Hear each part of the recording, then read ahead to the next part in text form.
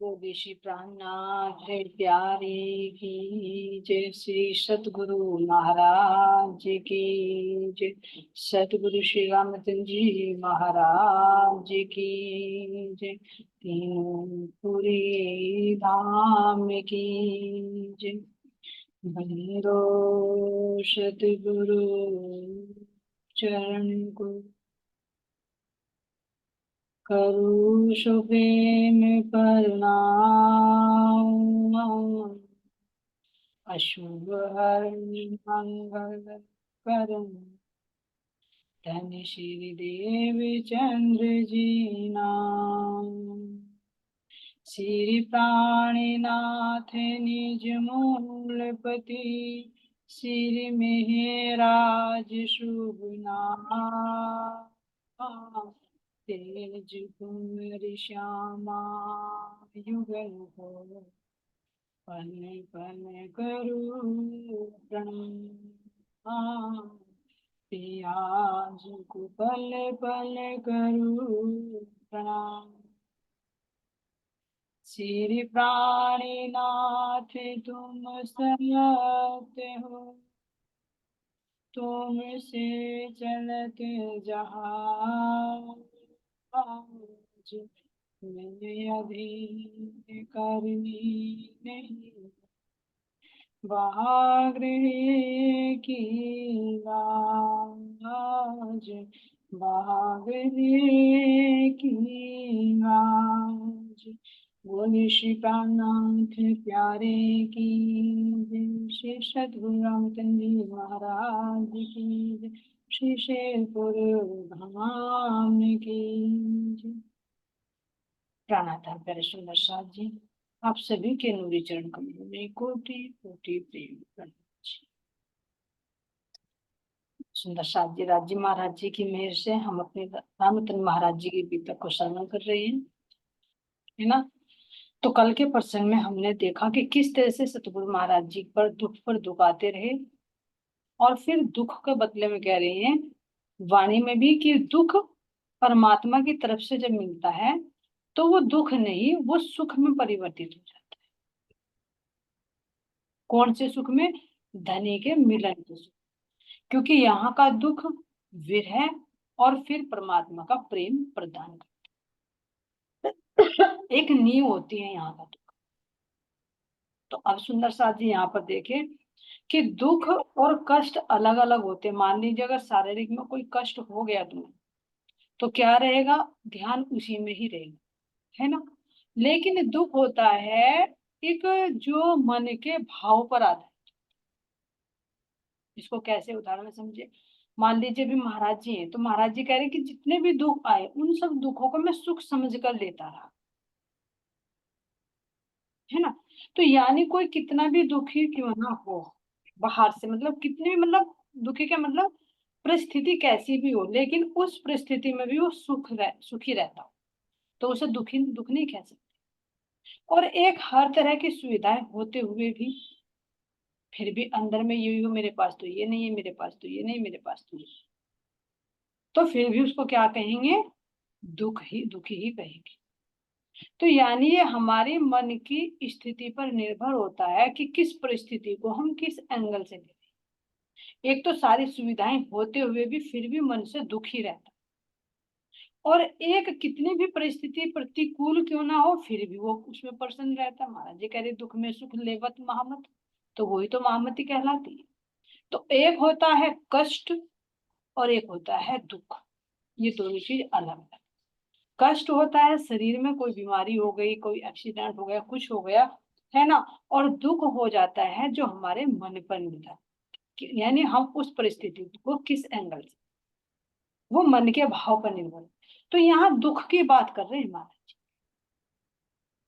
कष्ट की नहीं। नहीं तो इतने बीमार पड़े हैं, कोई कोई तो पूरा जिंदगी हॉस्पिटल में निकाल देते, फिर उसको क्यों परमात्मा नहीं मिलती, है ना। यहाँ के चाहे कष्ट हो, उन कष्टों में भी अगर कोई सुख का अनुभव करता है तो वो दुखी नहीं है, और यहाँ के सब सुविधाओं में होते हुए फिर अगर मन से परेशान है तो फिर भी वो दुखी ही कहता। तो मन में अब दुख की कौन सी की बात हो रही है जो कल वाणी में पड़ा? दुख है जो अपने प्रियतम से मिलन की एक आस है। उनसे बिछुड़ने का एक दुख है और इस संसार के प्रति विरक्ति। वो भी तो दुखी रहेगा जब मन नहीं लगेगा। सारी चीज होते हुए भी क्या मन लगेगा? तो वो अंदर से तो कहेगा दुखी। उस दुख की बात हो, कष्ट की नहीं, दुख की बात। और यहाँ का दुख फिर वो परमात्मा के प्रति उनके विरह में परिवर्तित। पल पल रूह उससे मिलना चाहती है, तो वो दुख साहिब के दिए साथ है। वो हर एक को नहीं मिलता, जिस पर साहिब संकुल हो उसको वो दुख मिलता है। तो देखिए सुंदर साहब जी, कितने बड़भागी है ये जीव भी, अगर इस जीव के अंदर भी परमात्मा से मिलने की प्यास जगी। नहीं तो इसके लिए तो ये संसार है, ये इंद्रियां है, इन इंद्रियों का विषय कितना प्रकृति ने इसको सब कुछ तो दिया है। 84 लाख योनियां भी कम पड़ जाती है इसके भोग भोगने में। प्रकृति ने किस चीज की कमी छोड़ी है? लेकिन फिर इसकी सत्यता को देखकर अगर इसकी इससे वो मुंह मोड़ ले, परमात्मा के अखंड सुख की तरफ बढ़े, तो इससे बड़ा सौभाग्य इस जीव का भी नहीं है। तो ऐसे हमारे रतन बाई जी कह रही है कि मुझे ये जितने भी दुख मिले ना, इन सबको मैं सुख समझकर ग्रहण कर। कैसे कैसे अपनों ने भी कष्ट। तो यहाँ सुंदर साथ जी कह रहे हैं कि किस तरह से मैं रोटी लेकर गई, है ना। लेकिन मुझे फिर भी इस समय महाराज जी रो भी तो सकते थे, लेकिन नहीं। क्या कहा, उन्हें लगा कि इस समय से तुमको पता नहीं मेरे से मैं सबसे बड़ा दुश्मन हूँ। बस ये कसम खा रखी है कि चाहे कुछ भी युक्ति कर ले, तुझे खाना नहीं मिलेगा। तो इसमें भी महाराज जी कह रहे हैं कि ये दुनिया क्या लग रही मुझे, एक मखौल लग रही, कि जैसे मेरे साथ ये मखौल हो रहा, मजाक हो रहा। तो अब कह रहे हैं, कुछ मजा रह गए बंदर का मुंह तकते, रोता रह गया भूखा पेट। कुछ मजाक भी करता था दुख, जैसे हम हो रिपु उसके ठेठ। ये दुख भी ऐसा करता था कि जैसे हम उसके पक्के दुश्मन। जहां को भी बढ़ू वहीं को काम नहीं बनता, जहां को भी बढ़ू वहीं को काम। अब मैं रोटी बनाकर भी लाया, लेकिन क्या करूं, बंदर ले गया छीन कर। तो उसमें कुछ नहीं कर सकते। क्या कह रह गए मुंह ताकते हुए, और हमारा पेट खाली है। तो इसमें भी महाराज जी ने कैसे धैर्य दिखा कि जब मेरे नसीब में ही नहीं है, तो फिर किसके लिए नहीं, जैसे उसी साल में वो रखे। अगर उसकी रजा है भूखा रहने की, तो कोई बात नहीं, भूखा ही सही। तो ये है दुख में सुख में रखना। तो बार बार नजर उस पर कि जाहे विद राखे धनी वायु। मिलते रहे फूल ऐसे ही हम धरते रहे संभाल, कभी न रोए हम पिछली पर, आगे का ही रहा ख्याल। देखो महाराज जी क्या है, मिलते रहे फूल ऐसे ही। कष्ट नहीं कहा, दुख नहीं कहा। क्यों? क्योंकि अंदर में वो जीव भी इतना परिपक्व हो चुका था, और अंदर बैठी तो सुरता थी, लेकिन उसकी नजर परमात्मा की तरफ थी, भले ही पहचाने। लेकिन ये था कि ये मुझे दुख मिल रहे हैं, तो मुझे कुछ बनाने के लिए परमात्मा की तरफ से मेरे पर फूल बरस और होते हैं। क्योंकि इस संसार से हटाकर अपनी तरफ जो खींचना हो, है ना। हम धरते रहे संभाल। ये नहीं कहा कि भाई इस दुख से मैं कैसे छुटकारा पाऊं, इस दुख से कैसे छुटकारा पाऊं। अरे जैसे उसको छुटकारा पाना होगा दिल वाले, उसके भरोसे। कभी ना रोए हम पिछली, यानी पीछे जितना जितना से मैं बीत गया उसको बात को लेकर बैठ जाते। अरे देखिए मुझे ऐसे ऐसे हो गया था, मेरे माता जी गुजर गए, मेरे पिताजी गुजर गए, है ना, और ऐसे ऐसे यहाँ पर मैं मेले में गया था, कैसे मेरा अपहरण कर लिया, है ना, कैसा था मुझे, इसमें मतांतर है। यानी जैसे हमारी वृत्ति होती है ना कि हम पिछली बातों को कुरेद कुरेद कर उसको और अंदर एक पक्का संस्कार करते हैं। क्योंकि कोई बात हम जितनी बार हमारा मन रिपीट करता है ना, वो इतनी ही और पक्की गहराई तक उतरती चली जाती है। देखा पिछली बातों को याद कर करके कितना रोना भी आ जाता है। भाई मेरे साथ ऐसी ऐसी घटनाएं घट गई थी, तो वो दोबारा से चित्त पर फिर अंकित हो गया। यानी उसको था तो हमें मिटाना, लेकिन उसको दोबारा पेंसिल चला चला कर उसको इतना डार्क इतना गाढ़ा कर दिया कि वो मिटे ही ना, अंत बना, ताकि जीव इसको जब निकले इससे तो दोबारा फिर इसको जन्म मिले, फिर वही संस्कार इसके अंदर उभर कर आए। इसलिए महाराज जी में शिक्षा दे रहे हैं। और वाणी में भी कहा सुंदर सा जी, पीछे मुड़ के ना देखिए ना किसी की कीजिए परवाह, एक दाम में जन्म लेके उड़ा दी। यानी तुम्हारी चित्तवृत्ति कहाँ रहे, परमात्मा की तरफ ही रहे। अपने साथ में जो जो बीता उस पर भी ध्यान न दे। हाँ, ये नहीं कि उस पर जो घटना घटित हुई उससे शिक्षा ग्रहण कर, कि भाई जो मेरे से गलती हुई है ना, या किसी ने मेरे साथ ऐसा किया है, तो उससे मुझे क्या शिक्षा मिली, बस उस शिक्षा को ग्रहण कर ले, बाकी को जैसे कहते ना कि रस रस ले ले और छिलका उसके फेंक। तो इस तरह से सुंदर सा जी महाराज जी कह रहे हैं कि हमने कभी भी मुड़कर नहीं देखा, अपनी जो जो दुख घड़ी आई बस उनसे शिक्षा लेते चले गए, और उन पर बैठकर हम कभी रोए नहीं, और रोकर हमने धनी को दोष दिया नहीं। क्योंकि जब हम पिछली बातों को रिपीट करते हैं और रिपीट करने के बाद हमारे चित्त के अंदर वो संस्कार बनते हैं, और जब हमारा मन दुखी होता है तो हम परमात्मा पर भी दोष लगाते हैं, परमात्मा से मैंने कितने बुरे काम किए, मेरे साथ ऐसा होता रहा, पहले ऐसा हुआ, पहले ऐसा हुआ, जब ऐसा हुआ था, जब ऐसा। यानी हमें आगे की ना सोचकर हम पीछे की सोच रहे हैं जो बीत चुका। तो महाराज जी इसमें कह रहे हैं कि पीछे की तरफ नहीं, जो समय हमारा बीत गया, जो होना था हो गया, उससे शिक्षा लेकर अब आगे की तरफ को कदम।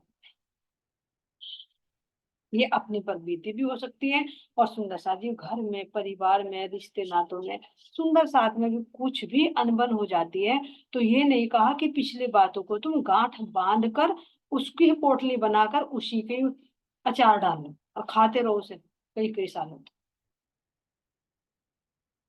नहीं, महाराज जी कह रहे हैं कि पीछे जो हो गया उसको मुड़कर मत, अब आगे को बढ़िए।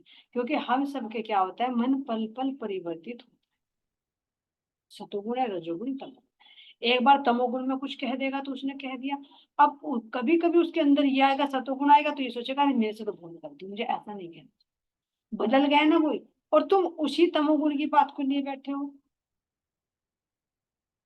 क्योंकि जैसे जैसे मान लीजिए जल का प्रवाह बहता रहता है और नया जल आता रहता है, इसी तरह से हम सबके अंदर एक विचारों का प्रवाह होता है जो बदलता रहता है, कभी सतोगुण, कभी रजोगुण, कभी तमोगुण। तो महाराज जी कह रहे कि सतोगुण का अच्छाई को तो ले लो, लेकिन बुराई को वही की वही छोड़ दो। अगर गंदगी भरते रहोगे, गंदगी को इकट्ठा करते रहो, घर में इकट्ठा करते रहो, तो देखो कितनी बदबू हो जाती है उसमें,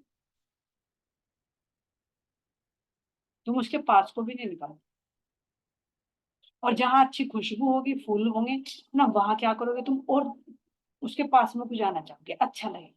इसी तरह से हम देखें कि हमारे अंदर में कचरा भर रहा, हम कचरा इकट्ठा कर रहे हैं दूसरों का, ये दूसरे के गुण रूपी फूलों को धारण करें। अगर अच्छाई को लेते रहेंगे तो अंदर में एक महक, एक खुशबू है, जिसमें हम भी प्रसन्न रहेंगे और दूसरों को भी खुशबू लगेगी। और अगर हमारे अंदर वही कचरा भर रहा है तो जिसके पास जाएंगे, जिसके पास बैठेंगे, उसने मुझे ऐसा कहा तो उसने ऐसा कहा, वही बदबू, तुम खुद तो उस बदबू में सड़ रहे हो, लेकिन दूसरा भी जो तुम्हारे पास बैठेगा उसको भी उसमें से वो बदबू। इसलिए महाराज जी हमें इस एक बात से बहुत सारी शिक्षाएं, कि हमने पीछे मुड़कर नहीं देखा, हम कभी नहीं हुए पीछे। इसी तरह से हम अपने दैनिक जीवन में देखें, अपने रिश्ते नातों में देखें, अपने व्यवहार में देखें, या अपना कोई ऐसा कठिन समय जीवन में आया हो जो बहुत मुश्किल से कठिनाई से बिताया हो, तो उसका भी हमें रोना नहीं रोना चाहिए, क्योंकि अब धनी की मेहर से सुखी है, अब आगे वो कदम बढ़ा। तो इसलिए महाराज जी कह रहे कि आगे को ही रहा खा, कि मुझे अब आगे क्या कर, अपने चाहे होत क्या, रब चाहे सब होत, वो चाहे तो रात को कर दे जोत उद्योत। अपने चाहे से कुछ नहीं हो। मान लीजिए मैं किसी चीज पे जाती हूँ, अरे ऐसा होना था, ऐसा होना था, ऐसा होना था, अपने चाहे से कुछ नहीं हो, है ना। और रब चाहे सब, अगर रब चाहेगा, परमात्मा चाहेंगे तो वो तुरंत काम हो जाएगा। और अपने करने से कुछ नहीं होगा, भले ही प्रयत्न कैसे महाराज जी जैसे भी दिखा रहे, प्रयत्न तो करना पड़ेगा। अब ये भी नहीं कह सकते यहाँ ये मत घटित कर देना कि भाई हमें तो फिर वाणी पढ़ने का, हमें ध्यान चितवने का क्या किताब जी महाराज जी करेंगे तो सब करेंगे, है ना। नहीं, हुकुम के सिर दोष दे बैठ ना सके। कहाँ ये चीज घटित होती है, कहाँ नहीं घटित होती है, ये भी हमें देख, क्योंकि हर एक फॉर्मूला, कोई एक फॉर्मूला हर जगह घटित नहीं लग सकता। तो यहाँ महाराज जी कह रहे जैसे 2 दिन से भूखे थे तो क्या हाथ पाथ रख कर बैठ गए कि नहीं उसको देना हो, नहीं, कर्म करो, प्रयत्न करो, लेकिन होगा वही जो रब चाहे। जैसे अभी गए रोटी बना कर लाए, लेकिन नहीं पील पाई, अब करे तो क्या करे, क्या बंदर से छीन दे देगा वो, नहीं, वो और बदले में हमारे ही हाथ पैर मुंह फाड़ डाल लेगा। रोटी तो क्या देगा, वो खाएंगे हम, वो हमें खा डाल लेगा। तो महाराज जी कह रहे हैं, इस प्रैक्टिकल से कह रहे हैं कि हम प्रयत्न तो जरूर करेंगे, लेकिन होगा वही जो धन को मंजूर। वो चाहे तो रात को कर दे ज्योत, वो चाहे तो दिन को रात कर दे और रात को वो दिन कर दे, राजा को वो रंग बना दे, रंग को वो राजा, ज्ञानी को वो मूर्ख बना दे और मूर्ख को वो ज्ञानी, वो जैसा चाहे वैसा फल भर निकल। जितने थे यजमान हमारे, बटे नहीं थे आपस में, ताऊ ही सबके जाते थे, फंसे हुए थे लालच में। अब महाराज जी कहते कि भाई ये दोनों भाई थे, तीनों भाई तो क्या करते थे, पंडिताई का ही काम करते थे। तो आपस में क्या कह रहे थे, जब ये दोनों भाई जाते थे, पीछे था ना कि सबका एक ही जगह काम होता था, रोटी तो अलग अलग थी, चूल्हे न्यारे न्यारे थे, लेकिन जो आमदनी आती थी वो पंडिताई का काम करते थे, तो एक चला जाते थे, जिसको जहां से मिलता था फिर वो आपस में आकर बांट लेते।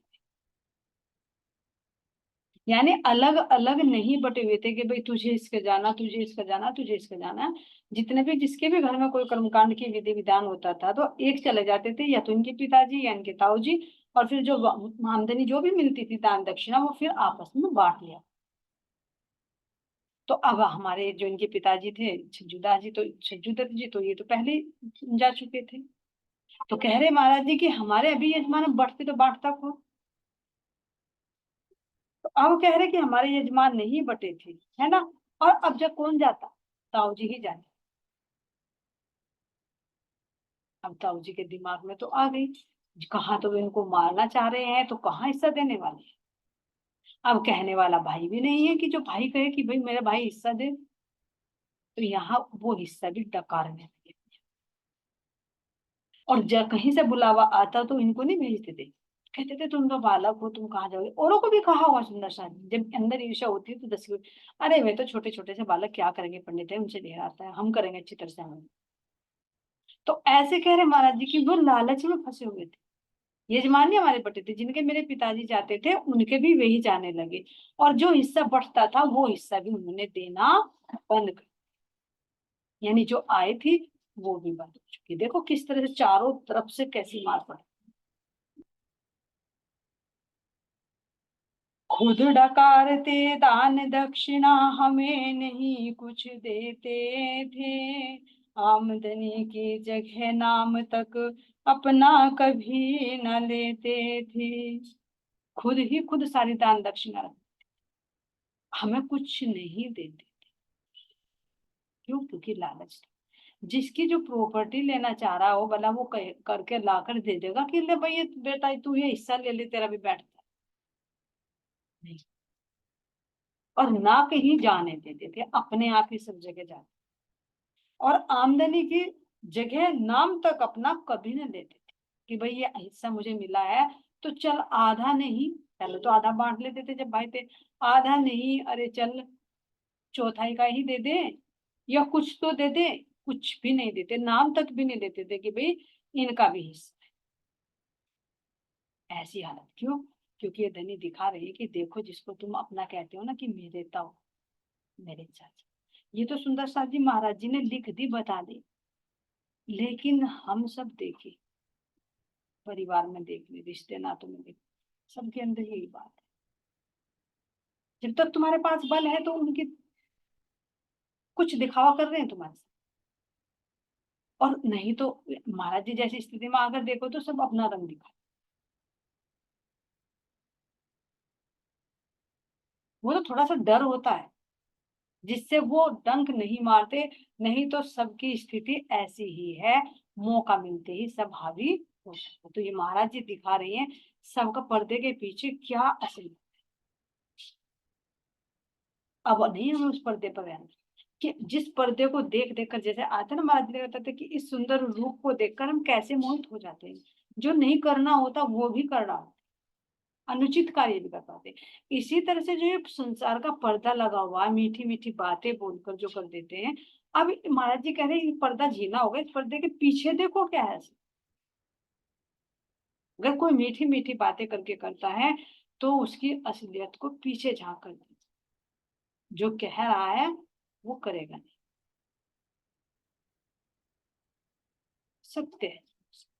क्यों? क्योंकि यहाँ पर द्वैत का संसार, एक नहीं, सबकी स्थिति है। कोई आगे सहायता के लिए नहीं बढ़ता, लेने के लिए सब कुछ है। तो ऐसे सुंदर सा जी आता वो कह रहे हैं,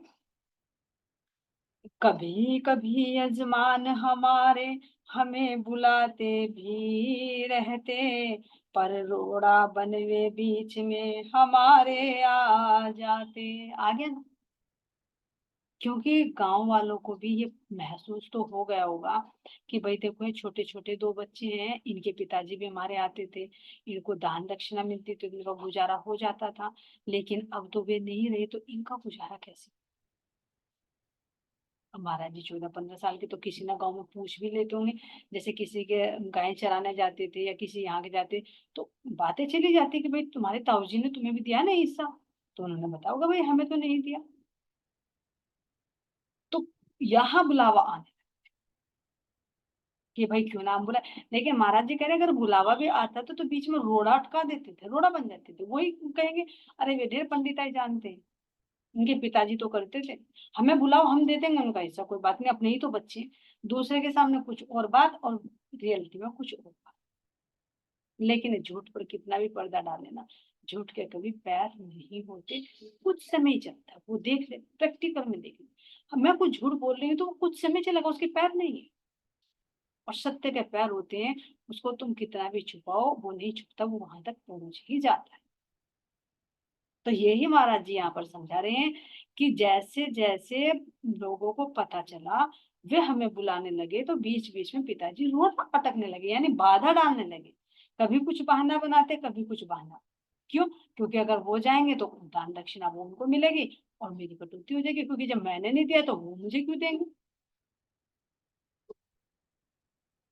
तो अब महाराज जी यहाँ पर कह रहे हैं कि जब लोगों तक खबर पहुंच ही गई तो उन्होंने कहा कि अब एक दफा एक न्योता आया, खबर नाई लेकर आए। पहले तो नाई को भेजते थे कि भाई सब जगह तू जा और सूचना देकर आ, क्योंकि पहले वो फोन वगैरह टेलीफोन तो नहीं थे, भाई गांव में भेजा जाता था, अब काम छोड़कर कौन जाए, उसका तो वही काम था कि उसको अपने देते थे जो उसका बैठता था हिस्सा। तो इस तरह से कह रहे हैं कि नाई आया लेकर बुलावा, और दिन छिपने ही वाला था तब मुझे ताऊ ने, दिन छिपने वाला है ना, और ताऊ जी ने मुझे बुलवाया। देखिए रंग, बड़े प्यार से बोले मुझसे, तुम लालन खेड़ी जाओ, हम बूढ़े हैं जा ना पाएंगे, तुम बच्चे हो भगते जाओ। देखो मीठी मार, देखो संसार। अब तक तो उन्हें कह रहे थे कि ये तो बच्चे हैं, ये क्या जाने पंडिताई करना, ये क्या जाने, है ना, हवन वगैरह करना, हम करेंगे। लेकिन अब वो इतने प्यार से क्यों बोल रहे हैं? कुछ और है ना, क्योंकि जिसके दिल में छल कपट हो, ईर्ष्या द्वेष हो, समझ ले अगर वो मीठी भाषा बोल रहा है तो कुछ मतलब है। जिसके आंखों में हर समय हम खटकते हो और वो आज मीठी मीठी बात कर रहा है, समझ ले कुछ है ना। है ना। महाराज जी ने इसके संकेत भी दिया है बीतक में पीछे। किसका दिया था उन्होंने? दिया था पीठ गिदड़ की आँख की, उनमें से ही था, कौन सा था? गर्दन मुर्गी। कि जैसे मुर्गे की गर्दन होती है, तो वैसे तो वो ऊपर को उठा के कुकड़ू कुकड़ू बोलता है, लेकिन जब उसको दाना चुगना होता है वो 10 बार झुका, जब ही झुकाता है वो, जब उसको दाना उठाना होता है। इसीलिए ऐसे लोगों की ये गर्दन मुर्गे की है, जो दज्जाल बताया कि जब अपना मतलब पड़ेगा तो तुम्हारे पैर पकड़ ले, और जब तुम्हारा मतलब नहीं है तो सिर उठा के बात करेगा। देखो, ये दज्जाल का रूप नजर आता है। देखो महाराज जी दिखाए, अगर आत्मिक दृष्टि देखा तो बड़े मजेदार खेल है, सब सब रंग इसके अंदर। तो अब उनके दिल में थी कुछ खटपट कि कैसे कैसे क्या करूं। तो महाराज जी कह रहे कि उन्होंने मुझे शाम के समय बड़े प्यार से बुलाया। आज तक ताऊ इतने प्यार से नहीं बोले थे, आज इतने प्यार से बोले। और क्या कह रहे, भाई तू तो बच्चा है, भगा चला जाएगा, तू तो जवान है, और देख मैं तो बूढ़ा हो गया, है ना, लालन खेड़ी जाना है और पैदल जाना है और सुबह सुबह पहुंचना है। अब रात होने वाली है, तो मैं धीरे धीरे बूढ़ा हो गया, धीरे धीरे चलूंगा, तो कब तक पहुंचूंगा? आधी रात हो जाएगी मुझे, और तू तो बालक है, और तू तो भगा चला गया। यानी बढ़ावा दे दिया कि तू ये बल कर ले, मैं अपने आप को कमजोर। तो यहाँ हो रहे हैं, यहाँ हाथी के दांत कि दिखाने के कुछ और हो रहे हैं और खाने के कुछ और। अब कैसे ममता अंदर में जग रही है? ममता नहीं जग रही, ये गर्दन मुर्गे के लिए अपने स्वार्थ के, अपना मतलब निकालने के लिए झुक रहे हैं।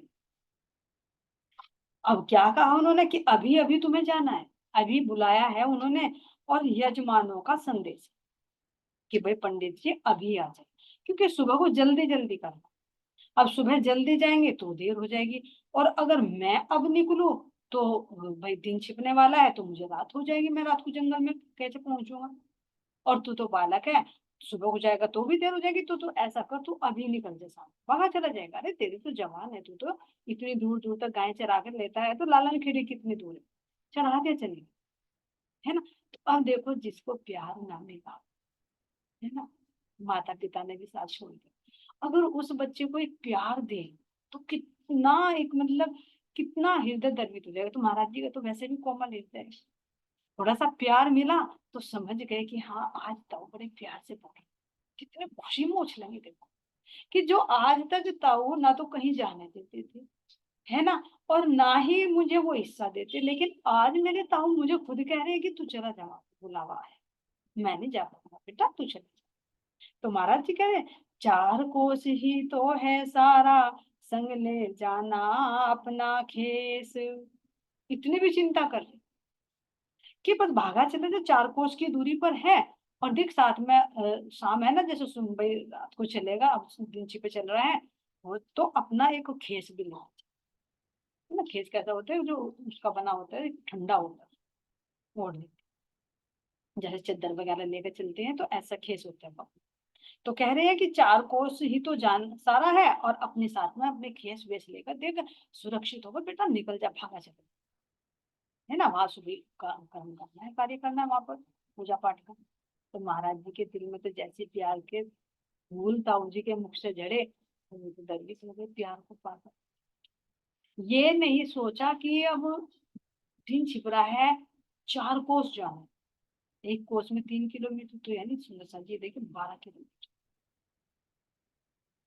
दिन छिपे भी निकले तो, अगर अब तो वाहन से निकले तब भी सोचेंगे अरे कोई बात नहीं, दूर तो है ही है, लेकिन ये देखो जंगल का रास्ता, पैदल जाना हो, लेकिन चढ़ाई में क्या है, भागा चला जाना, 4 कोस पे ही तो है, कितनी दूर है, बस साथ में अपना केस वगैरह भी लेकर जाए।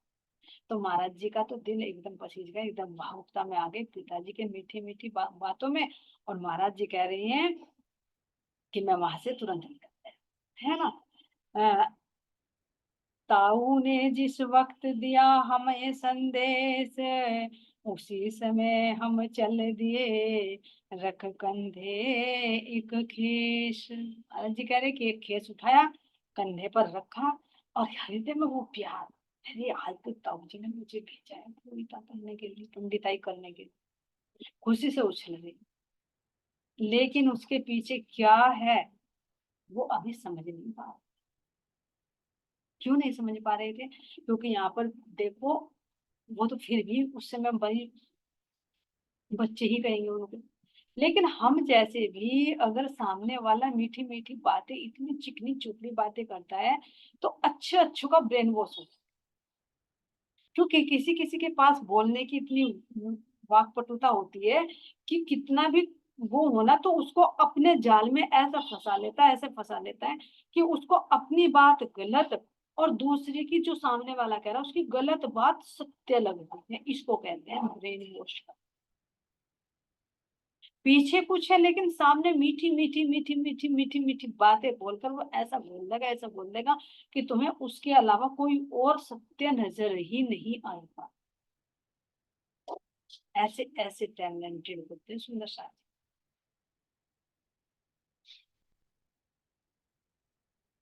उसको फिर ना घर वाले अच्छे लगते, ना अपनी बात अच्छी लगती।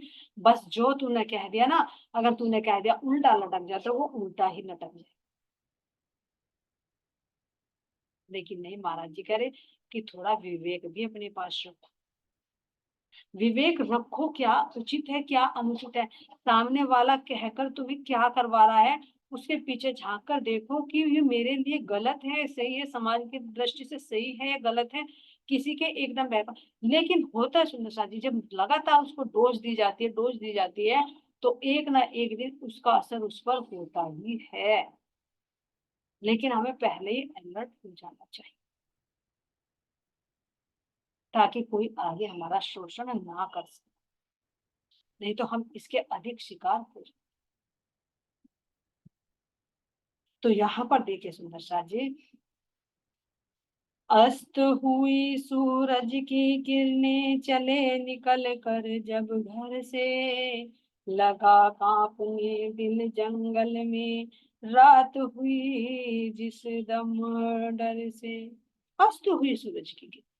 महाराज जी कह रहे हैं कि जब मैंने अपने कंधे पर खींच कुर्ता पाजामा पहना, महाराज जी ने कंधे पर अपना खींच रखा और हृदय में वो प्रेम भाव लेकर कह रहे आज तो ताऊ जी ने मुझे भेजा है ना, बड़े प्यार से बोले। वो प्यार मिला तो वो अंदर प्यार हलचल मचा रहा है। उस प्यार ने, जो झूठा प्यार था सुंदर शाह जी, फंसाने वाला प्यार था, उसने बुद्धि को सोचना ही का टाइम ही नहीं, और तुरंत निकल गए। और कह रहे हैं कि जबकि इतना भी विवेक नहीं आया कि भाई 4 कोस जाना है, सूर्य छिप गया, पैदल जाना, किसी वाहन से तो नहीं जाना, और फिर तुझे अकेले भी जाना है, कोई संगी साथी भी नहीं है। और फिर दूसरा कह रहे हैं कि जंगलों में गीदड़ों का भी डर रहता है। गाँव में गीदड़ बहुत होते सुंदर सा।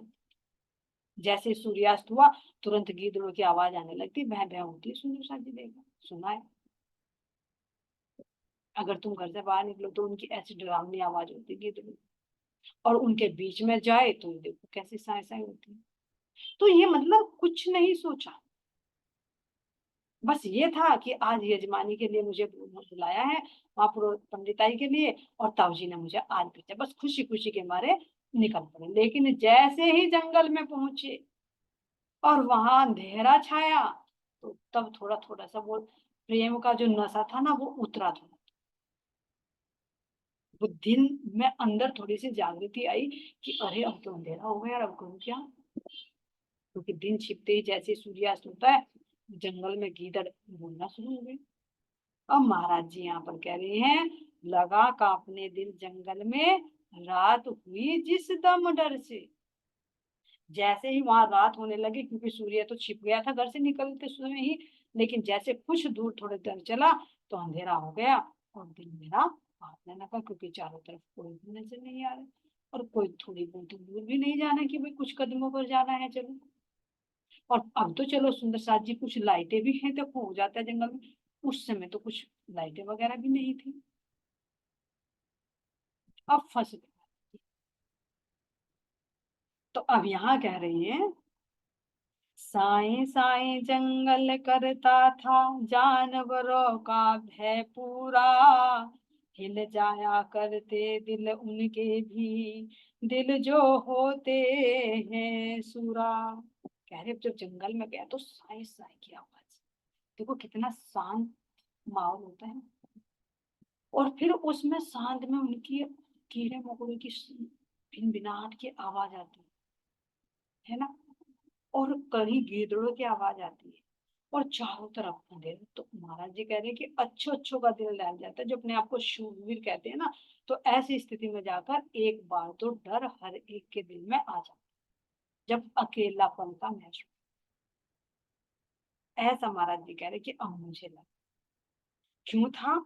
क्योंकि ले जाते उन दिनों भेड़िए गांव से ही बच्चों को, फिकर चढ़ी रहती थी गांव में अच्छे अच्छों को। इतना आतंक था गीदड़, क्योंकि अब तो देखो सबके अपने गेट बंद भी हो जाए, ऊंची ऊंची दीवारें अपना शिफ्ट कर लेते हैं, ऊपर जाल करवा लेते हैं, मोमटे करवा लेते हैं, तो सेफ्टी है।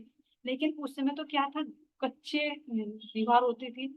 एक एक घर में से अगर तुम चाहो तो चार चार पांच पांच घर में छलांग लगा सकते हैं दीवार में, कूद कूद के। छोटी छोटी दीवारें होती। गेट भी ऐसे होते थे कि उनके अंदर मोरी या हाथ डालकर उनके अंदर की कुंडी भी खोल सकते थे। इतनी सेफ्टी नहीं थी, छतों से नीचे कूद सकते थे, छोटे छोटे, ज्यादा नहीं, बड़े बड़े। अब तो बहुत डिफरेंस। तो महाराज जी कह रहे हैं कि वहां उस समय इतना गीदड़ों का आतंक था कि घरों में ही घुस घुस कर और बच्चों को उठा के ले जाते, सबको चिंता लगी रहती। अब जब घर पर इतना आतंक था, तो अब ये देखिए, अगर कोई जंगल में उन्हीं के एरिया में जा रहा है, वो भी अकेला, रात को, जब कोई बचाने वाला भी ना हो, तो कितना डर बैठेगा। अब आया है हमारा जी को कुछ सेंस, क्योंकि वो जो अंदर भरा था ना प्रेम, वो प्रेम उछाल उछाल कर लेके चल दिया। लेकिन जब अब दिखा कुछ नहीं, तो अब यहाँ पर महाराज जी कह रहे कि अच्छो अच्छो का दिल कहाँ बजाता है, क्योंकि भेड़ियों का आतंक था, तो मुझे भी डर। और भेड़ियों की चारों तरफ से आवाज आए, बचाने वाला कोई ना हो, अंधेरी रात हो, तुम्हारे पे कोई वेपन्स भी ना हो कि भाई तुम अपनी सेफ्टी कर लो, तो करोगे तो करोगे क्या? ऐसे सुंदर संत महाराज जी कह रहे हैं। ऐसे जब महाराज जी के अंदर डर होने लगा, तो अब कैसे धाम की रक्षा करते हैं सुंदर संत, उसका प्रश्न अब अगले इसमें। बोलिए श्री प्राणनाथ प्यारे की जय, श्री सतगुरु महाराज की जय, सतगुरु श्री रामचंद्र जी महाराज की प्रणाम। शिव सुंदर साथ के चरणों में कोटि कोटि